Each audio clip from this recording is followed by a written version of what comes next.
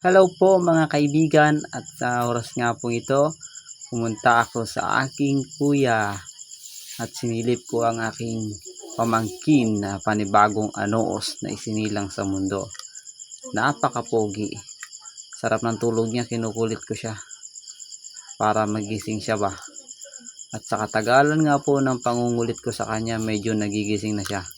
Kaya tinaas na niya kanyang, tinakpan na niya siguro ang kanyang kabilang tenga. Ingay naman ito ni Tito. Tinakpan niya kabilang tenga, pero hindi ko siya titigilan na kulitin hanggang makuha ko ang kanyang mga ngiti. Muntikan pa niya ako masuntok sa mukha. Ingay ko daw kasi. Sa pagkakataon nga po ito, walang pamangkin na hindi mapapangiti sa akin. Sinampol ko pa nga pong ilong mo, magkamukha kami. Ito nga po, mapapangiti ka na siya. Yan! Ngumiti na siya sa akin. At pagkatapos nga niyang umiti, talagang inaantok pa talaga siya. Natulog siyang uli. Pero at least napangiti ko siya. Yo! Don't forget to follow, like, and share.